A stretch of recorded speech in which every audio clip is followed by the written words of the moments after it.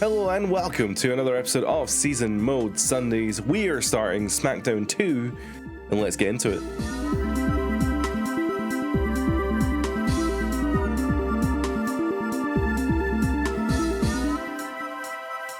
So I do have a game save from a previous SmackDown video that I did. I think it was a SmackDown 2 retrospective. We did actually play a bit of... We actually did play a bit of season mode, but we're just going to start again because I don't think I got very far into that. I think it was literally the first week or something and didn't really get into it. So this is season mode. I don't know if you can choose who to play as, but we do have a full roster here. We do have quite a lot of cool characters to play as, and there's a custom Kane, but we're not going to be playing as that Kane. It's just whoever made the game save before us. But who should we play as for this season mode? You know what? Let's put us as Jeff Hardy. I don't know if that's going to put me into the tag division more than anything, but we're just going to play as Jeff and see where it takes us. It'll probably take us into the tag division. All right, so week 1 is the first episode of Raw, and it looks like Matt Hardy got a booked, but I didn't, unfortunately. So yeah, we're gonna have to skip this first episode of Raw as we're not on it, but hey, maybe we'll get booked next week. So let's see, is my brother gonna get a win here? Oh, and Matt won pretty decisively against Rodney there. I mean, the bar's low when it comes to the Mean Street Posse, I suppose. And in the main event of this first episode of Raw, we do have a WWF Championship match. What title is that in the icon? That does not look like the WWF title. Or maybe it does. I don't know. But either way, we have The Rock versus Triple H here. So let's see who's going to win the WWF title in the main event. Triple H not doing too hot. Oh, and Triple H either wins the title or retains. I didn't actually look to see who the champions were at the start. So let's do that now, actually. Oh, I see why the icon looks like that. Yeah, no, it does kind of look like the WWF title, and I get it. Oh, The Rock was the WWF champion. Triple H has won it. So yep, we got a new world champion in the first episode of Raw there. We also have the Intercontinental Championship with the old WWF logo. That's odd. Eddie Guerrero is the holder of the WWF Intercontinental Championship.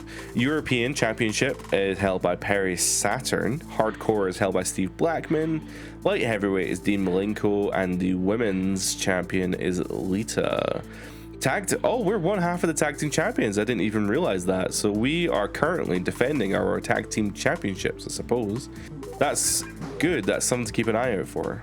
So this is an episode of SmackDown, and we've been booked in a Fatal 4-Way match. So yeah, Matt was on Raw, and we're on SmackDown.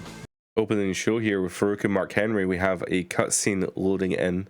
Let's see what SmackDown 2 has an offer for us. Chris Jericho is here. Is he in the Fatal 4-Way? I'm not sure. Alright, this is our Fatal 4-Way. We have Jeff Hardy, Crash, Eddie Guerrero, and Val Venus. Let's see if I can... Wait, it does say Survivor, so this must be Elimination Fatal 4-Way, perhaps? Let's see if we can get a win here. God, the loading in this game is ridiculous.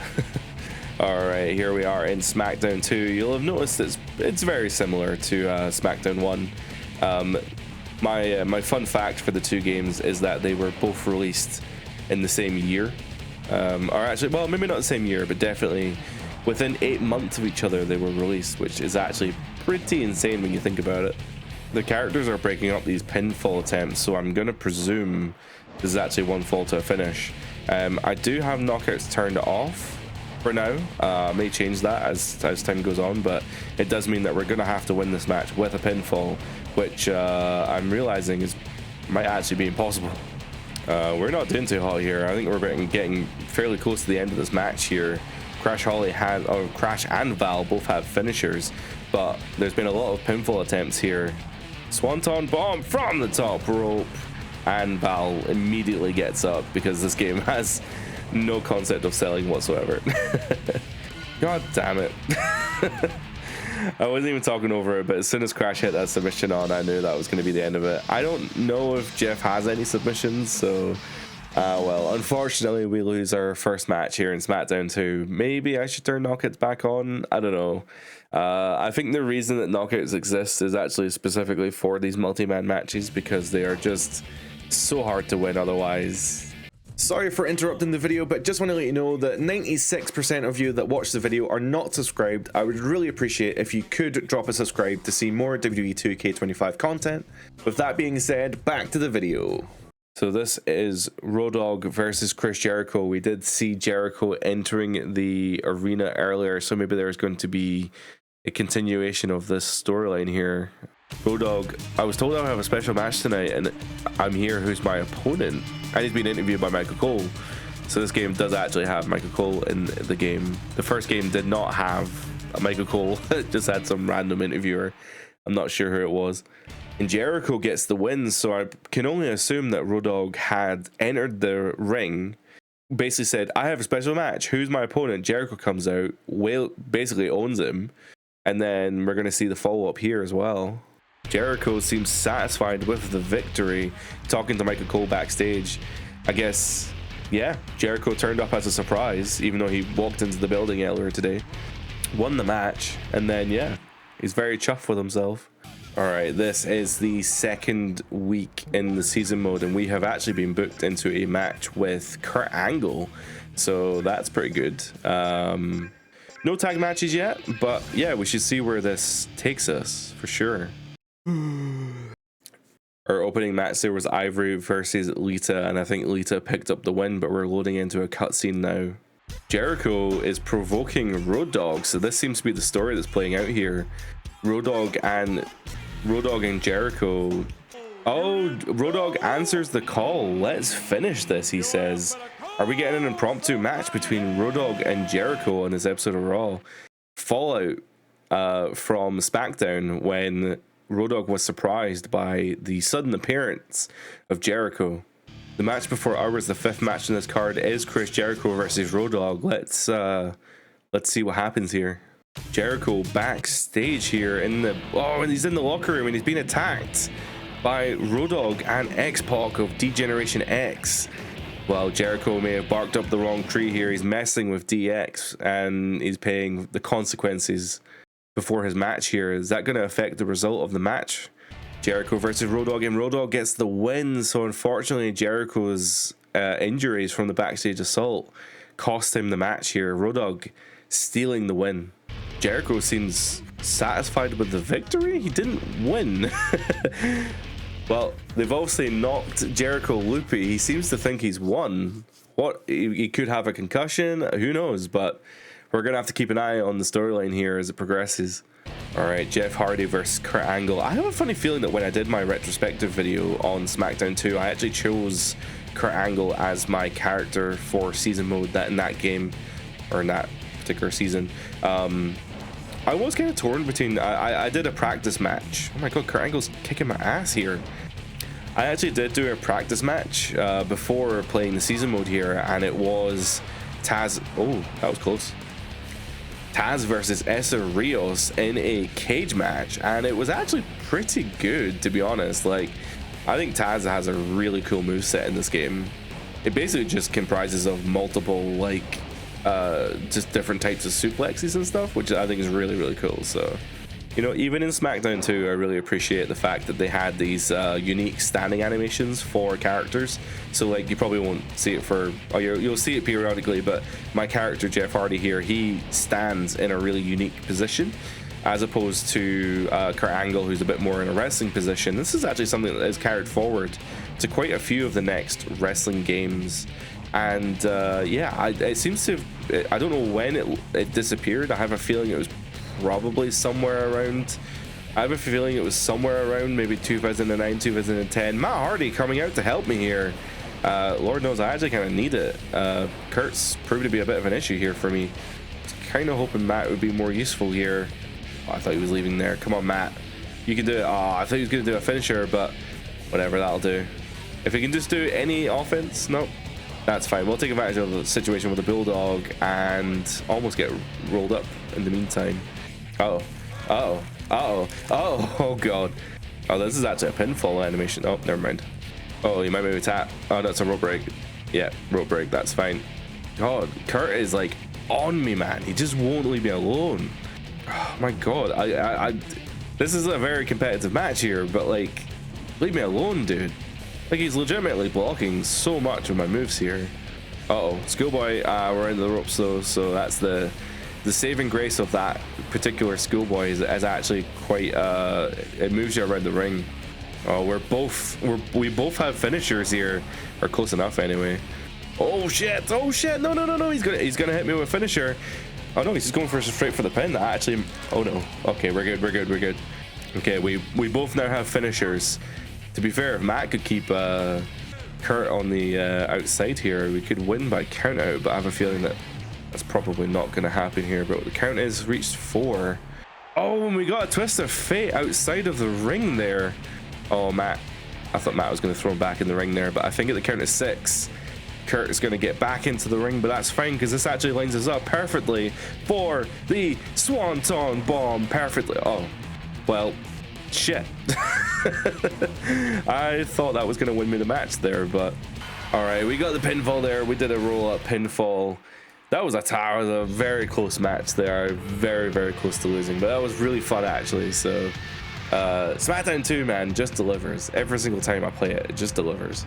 This is our second SmackDown of the season mode, and we have a tag team match with Edge and Christian.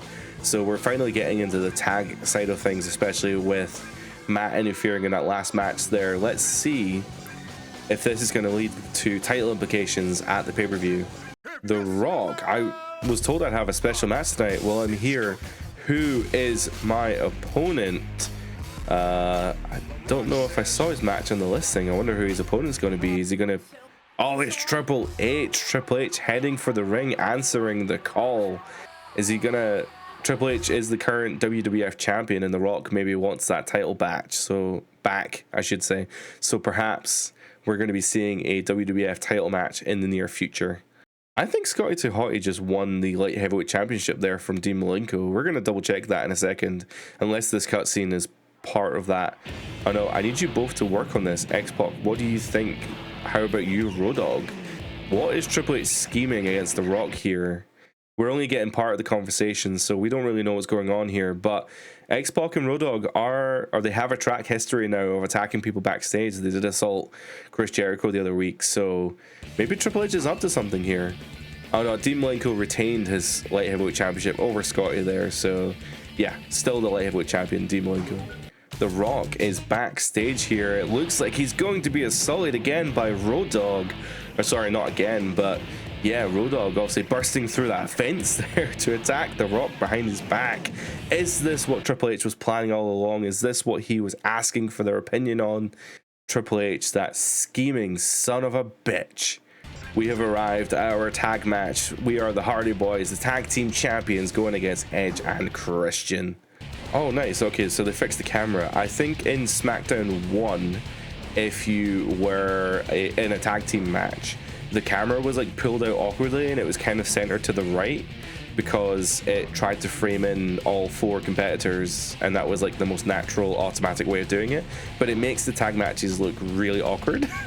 So it looks like in the second game they fixed the camera angles so that it just frames the 2 people who are actively in the ring, which is totally fine. Actually, I do prefer that. So SmackDown, tag team matches in these early SmackDown games are the subject of many a discussion. You've probably heard through the grapevine, if you've not played these games already anyway, you've probably heard that tag matches are not the best, and they're not. They're actually really hard to win. On the subject of, the characters can interfere all the time, and they can, I don't know. The tag matches can go a bit long because you never really know when they're going to end. You get constant interference from the person outside anytime you go for a pinfall, and considering in this game, kind of like the multi-person matches, considering how hard it is to actually win these multi-person matches, it's hard to keep them down long enough to the point where you can even hit them with get them with a pinfall. I don't really have enough time to hit a major move on Christian and then take the time to go attack Edge off of the apron to solidify myself getting a pinfall. So TLDR, kind of did a bit of rambling there. What I'm trying to say is that these early games tag matches are really quite tricky. So one thing I've done actually just to speed up the process a little bit is I've conceded. I've put the knockouts on, right? So we have knockouts. They are now part of this mode. We are just gonna roll with it. I don't like knockouts for singles matches, but anytime there's a multi-person match, I don't think we have much in a well, I guess we could go for submissions actually, but we don't really have much of a chance in multi-person matches, and considering that we're currently in the tag team division, I think the best course of action right now is actually just to have knockouts on. So if you don't like it, I apologize. It's my game, you're just gonna have to deal with it. So already I'm seeing pretty major gameplay improvements actually. The fact that we already have, you know, tag team moves, we can do these Irish whip rebound attacks that weren't in the original game too. The camera obviously framing is better in this game as it was in the first one in terms of like tag matches and stuff. Yeah, I mean, they made some pretty meaningful upgrades in SmackDown 2, and I think the general consensus is definitely that they had these features and stuff maybe in mind, or perhaps even partly implemented in the first game, but just down at development time it never really happened. So adding in that extra 8 months they were able to create essentially a better version of the first game, and that's kind of what SmackDown 2 feels like. It just feels like a better version of the first game. Alright, we have the Hardy Boys back in the ring here with a tag team maneuver. Gonna try and get Jeff's finisher here. Oh, that was almost a 3 there. That was crazy fast. In fact, Edge is outside the ring. This could actually be a 3 count. No, unfortunately not. We can hit Christian with a twist of fate, getting our finisher there as well. If we are able to hit Christian with the Swanton Bomb, which we are amazingly close to doing here, if we can just get an Irish whip on Christian. Oh shit, I'm not in a good position here, unfortunately. He's kind of laying on the offense. Okay, we've got Christian in the corner here, so if we go for a Swanton Bomb, there's a good chance it doesn't. Oh, never mind.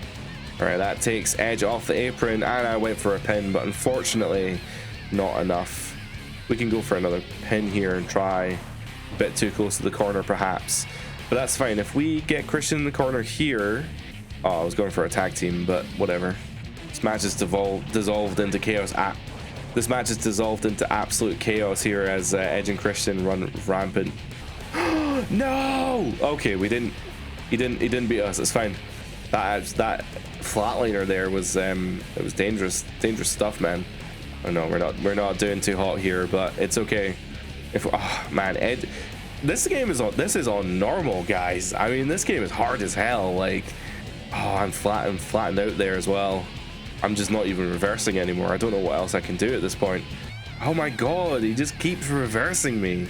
But that's okay. We can oh, big spear from Edge. Holy schmoly.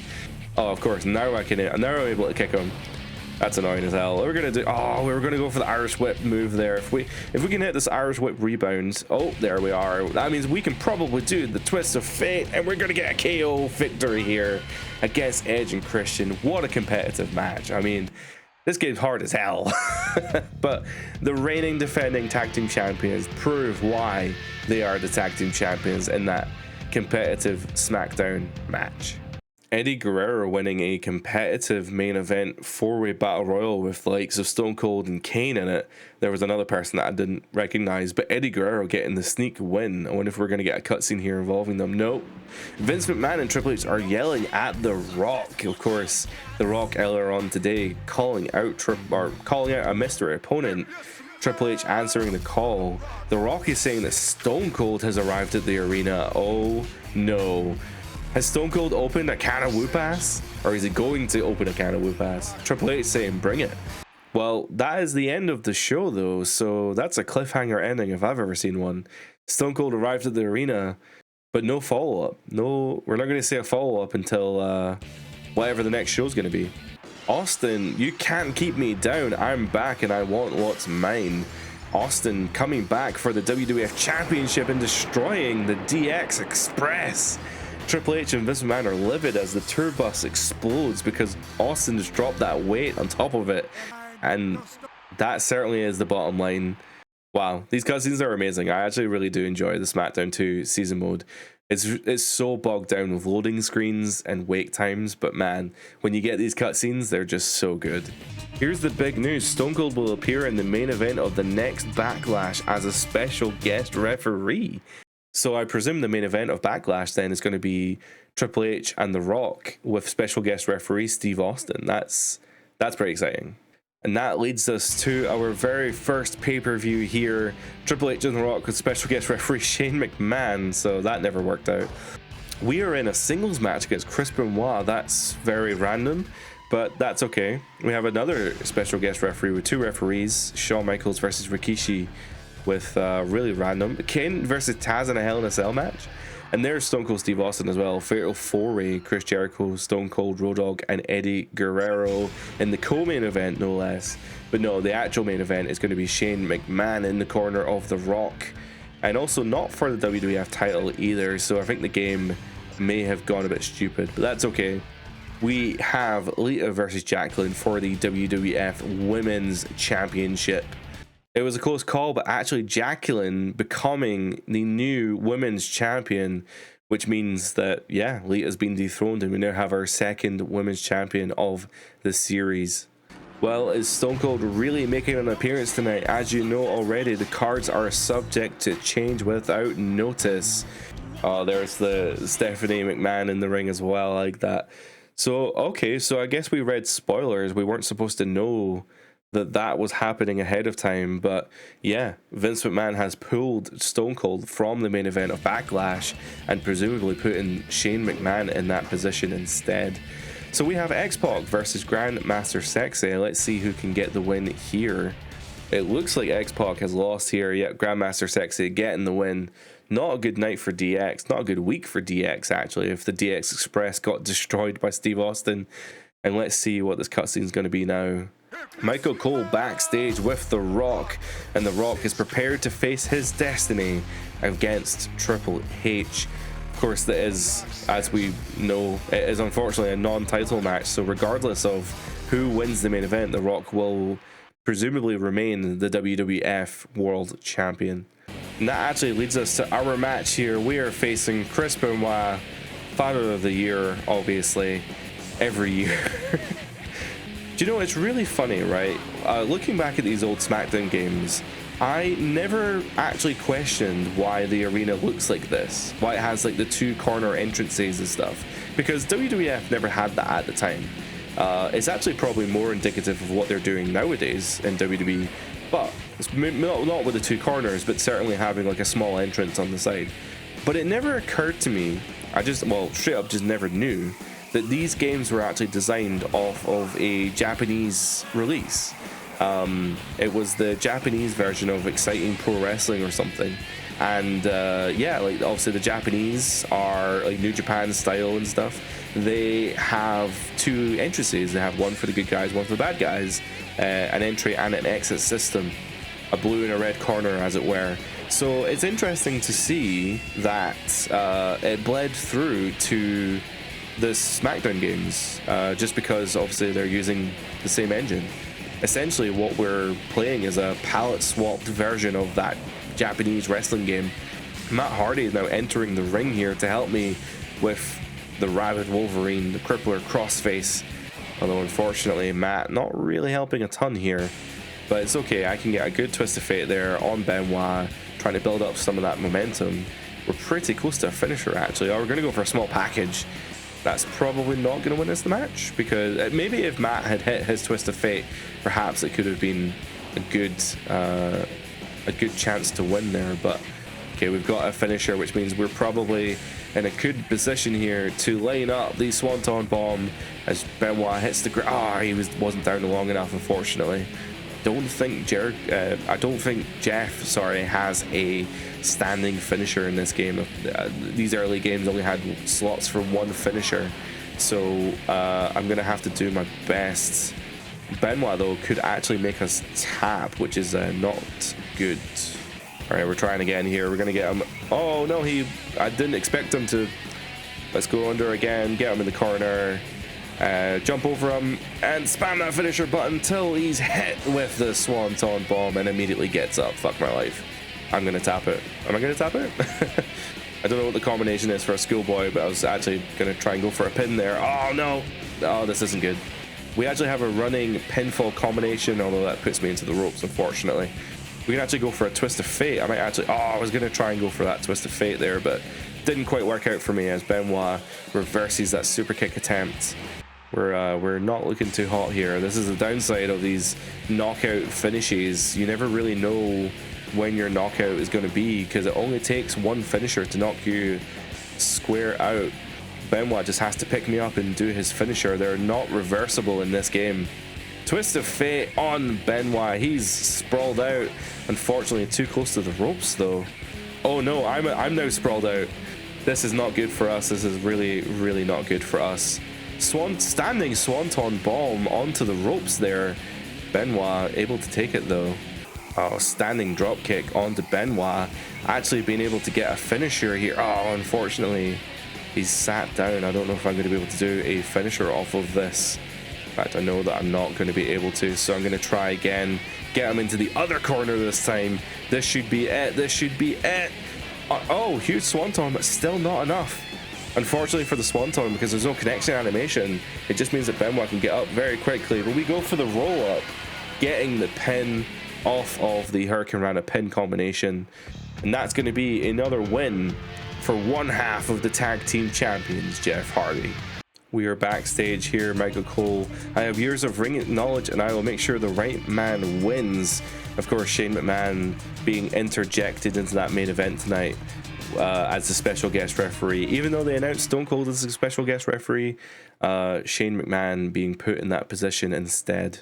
Although Stone Cold Steve Austin being put into this fatal four with Eddie Guerrero, Chris Jericho, and Roadog, and being the person pinned no less by Eddie Guerrero. That is, I can only assume that there may have been some corporate meddling there, maybe some interference. Stone Cold Steve Austin is backstage. He was just in the fucking ring, but yeah, he's here, all right. Oh, and this is it. We now have a special guest referee match with two referees. I did not realize that would have been an option here, but we have Shane McMahon and Stone Cold Steve Austin refereeing Triple H and The Rock, and we're already getting a cutscene here before the match even begins. Oh, we have CCTV here. Jared the King Lawler talking over what looks like an irate Vince McMahon. I don't know what. Oh, maybe Vince is angry because Austin's in the building. Maybe Vince had gone through measures to keep Austin out of the building, perhaps, but that's okay because we now have two impartial referees. I don't know if Stone Cold is on any particular side, but Stone Cold, well, Triple H getting the win, rather, I should say. We don't know who made that deciding call, but unfortunately for The Rock, that just means that getting Stone Cold on his side didn't really help. So that's going to be it for our first episode of WWF SmackDown 2 Season Mode. If you want to see more, then please let me know in the comments down below. I think I'm just gonna, this isn't going to be like a full year like the first SmackDown was. I'm probably just going to do like another month or two and just see how it goes. The season mode in this game is just completely worn down with like loading screens and waiting times, and I don't know, as much as I genuinely love the storylines and stuff that they're doing here, it's just a little draining and it takes so long. I mean, I don't know how long this video is going to be, but yeah, I was recording for an hour. So if you look at this footage and you're like, man, if this ends up being like a 20-minute episode and we've been recording for an hour, that just goes to show how much time is like waiting around. Anyway, ranting aside, we are leaving it there. I will catch you next week for the next episode of Season Mode. With that being said, I hope you have a great day, and bye for now.